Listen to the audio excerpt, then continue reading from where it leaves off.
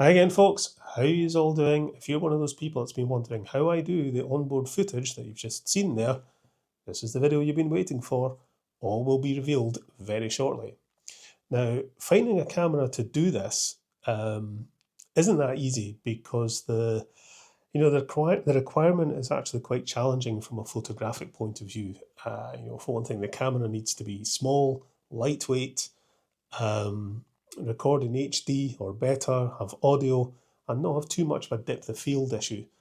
Depth of field, that's when anything close to the camera is out of focus and it's only focusing at a certain distance from the camera.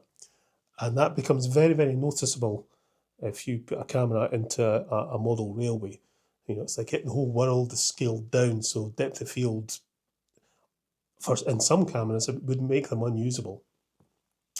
Now, when I first tried to do onboard footage, I tried several small spy cameras. If you go into Amazon or eBay, you'll see there's hundreds of the things that, of different sizes, different makes, different prices, and different functionalities. But nearly all of them are designed to stick somewhere to monitor a room when you're not there, and they stream the footage to your phone or your mobile device or whatever. They're not designed for sticking on the back of a model train and filming in a scale model environment. That's just not what they're designed to do. And a lot of them, they say they're HD or 4K, and yes, they stream the footage to your phone or your mobile device in HD or 4K, but when you record using an internal SD card, they don't. They drop down to 720p or even lower.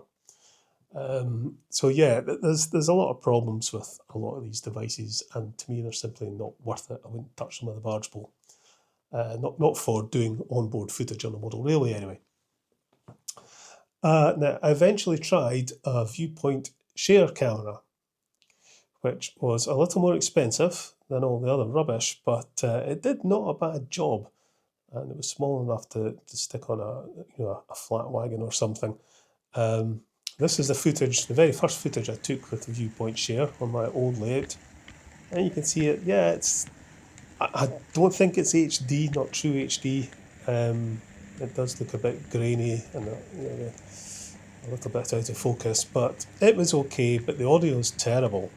But I used this camera for quite a while. For the money, this was the best I could find. I then went on to use this. This is a Runcam 6. I saw that a lot of people flying model airplanes were using this camera for onboard footage, and for that it seemed to be perfectly fine. But I found that the depth of field was a bit of an issue with it, and also the low light performance. I did eventually find a setting in it to increase the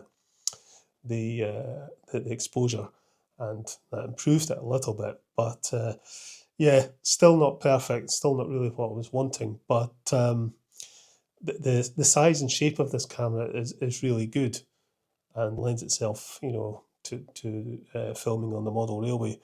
And it's the last time I used it was to film the in and out the shed for my in the shed videos, because the camera I'm currently using won't fit inside the shed. So this camera will still have its uses. So this is how I mounted the viewpoint share camera. It's just an old goods wagon that I took the top off, and the camera is just black tack onto it. Nothing complicated. And it works fine. It's just low enough to go through my tunnel, but it has a bit of a problem with my footbridge. Unfortunately, I can't record with this anymore because I lost the charger. It has a dedicated charging mount that disappeared. Don't know what happened to it. The Runcam 6 mounts exactly the same way, just a bit of black tack on top of the old wagon. And you can see it's much lower. It's a much a more ergonomic shape. So I had really high hopes for this little camera. And I forgot to mention that this camera is apparently 4K. Well, yeah, that's questionable. It maybe is, but I think it's just the low light performance just makes the footage all grainy. So to record, just press the button. It's now filming.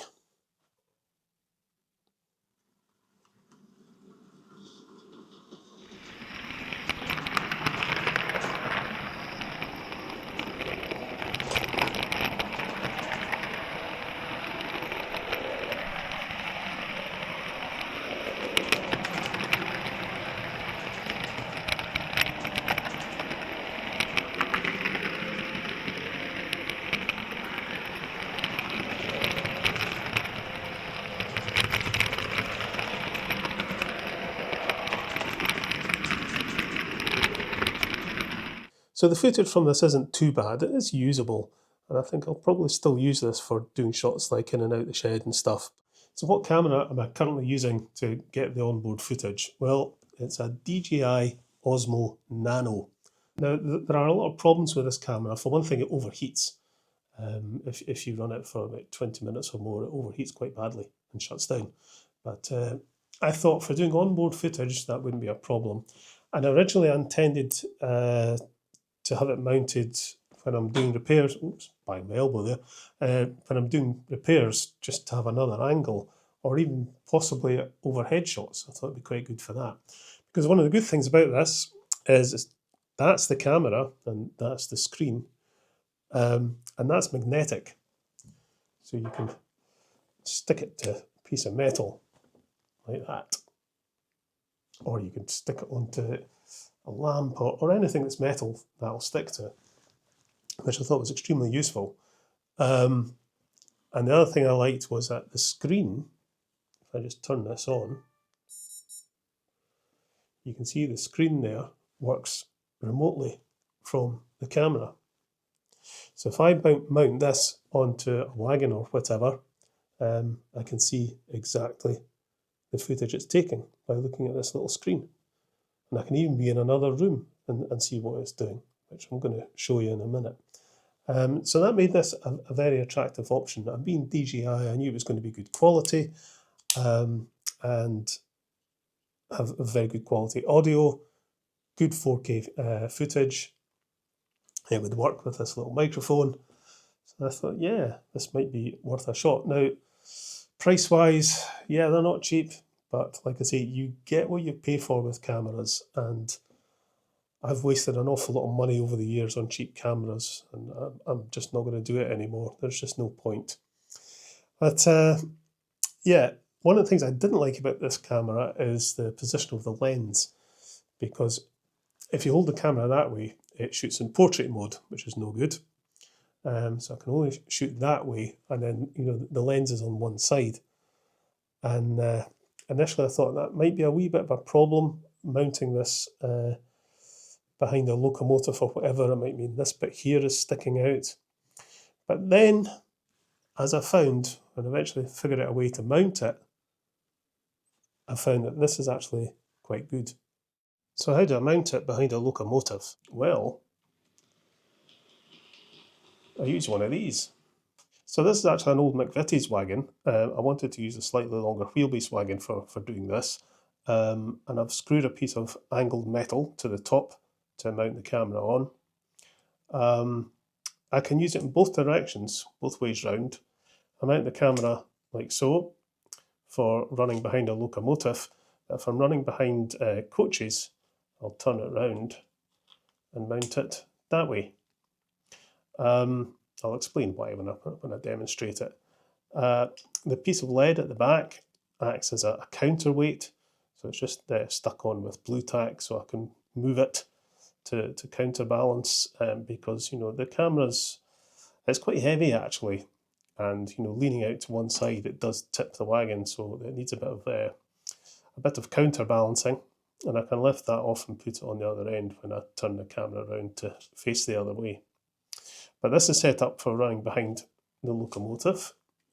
There we go. It's really useful being able to see what the camera is seeing on a little screen like this. It takes away an awful lot of trial and error. So there we go. We're all ready to go. Press record. And we're away.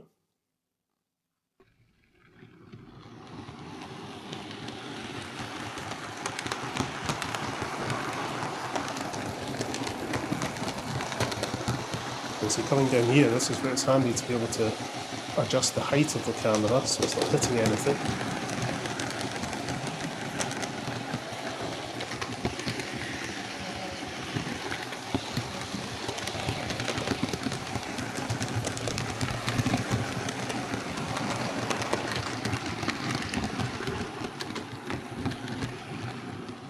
So there we go, that's how I mount the DJI camera behind the locomotive. Now this works fine on the inner loop and going through the siding here, because there's no real obstacles. but it doesn't cope very well with the bridge. I'm going around this corner where the engine shed is, and the footbridge can be a problem at times. Now, to mount the camera behind the coaches, I tend to do it behind the second or the third coach. I turn the camera around, so it's like that. We'll remove the weight, put the weight on the back, counterbalancing it. We have to make sure that the weight doesn't hit anything either, like the side of a platform or something.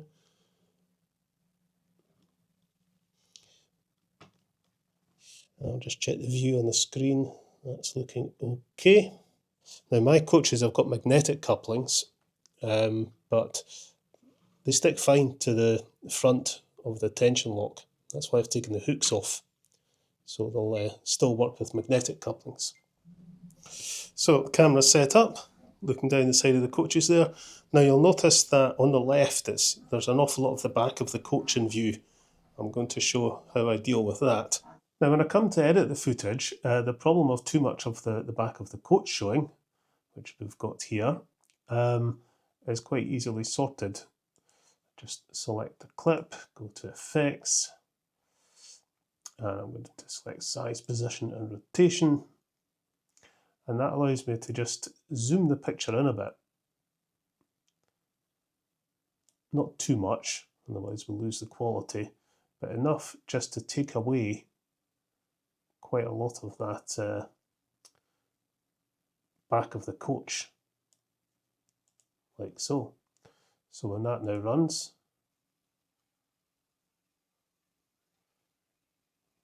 we're looking down the side of the coach. Now I could adjust that a bit. We could pull it a little more this way, like so.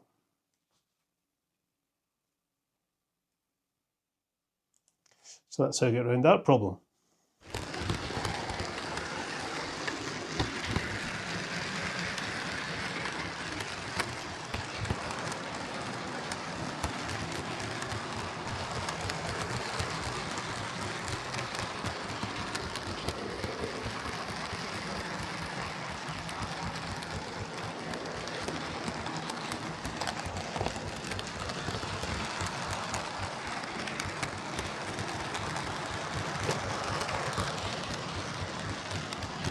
Now when going around corners, I need to make sure there's sufficient clearance for the camera with the other coaches if there's another train on the other line. And if I'm going to run it in front of the train to give a sort of a view down the track, I need to make sure it'll go through the tunnel, which it does there, that's fine.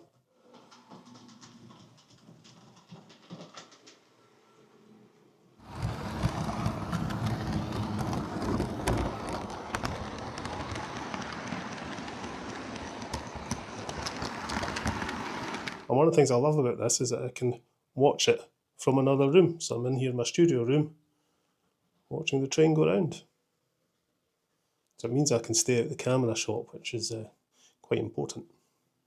Now another thing this little camera is really good for is for doing static shots close to the track. You know, because it doesn't have adjustable focus. It's just a wide angle lens with a fixed focal length. So it's really, really good for doing these static shots. I'll show you what I mean. So one of the shots I like to do is just down the side of the station building on the platform. Just set the camera down in there. Press record. And there you go, you can see that view down there. Let's just angle it a little bit, like so. And then we can bring a train round. So when the train comes through the station, you get a good view.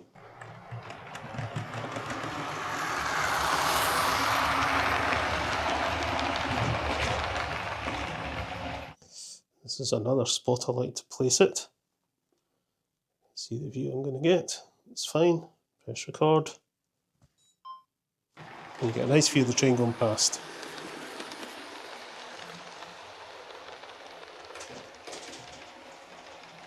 If I want, I can fix the camera onto the back of a tender of a locomotive, just with a bit of black tack, and we can get a different point of view that way. So there you go. This little camera has allowed me to get some interesting perspectives when doing running sessions. I kind of abandoned the idea of using it to film additional angles when I was doing repairs, particularly overhead ones. I had an idea of doing overhead shots, but the trouble with this is if you leave it running for 15-20 minutes, it overheats and shut down. And I really can't have that because I could be in the middle of doing something and then it just suddenly shuts down. And that would be really, really frustrating. The Osmo Pocket 3 that I'm using to film this just now, it doesn't overheat. It does get quite hot, but it doesn't overheat and doesn't shut down. So it will run for until the battery runs out or until you run out of storage. And that's fine. That gives me plenty time when I'm working on repairs. But anything that shuts down after 15 or 20 minutes is an absolute no-go. So I'm not using it for that. I did use it when my Osmo Pocket 3 was away being repaired. It's now been repaired. Excellent service by DJI, by the way. Customer service, second to none. But yeah, I can use it. I can connect it to the mic, as I said, so it's useful as a little backup camera. Nearly dropped it there. So there you go. Now you know how it's all done. We'll get some more trains on with a wee bit more footage, and I shall catch you later, folks.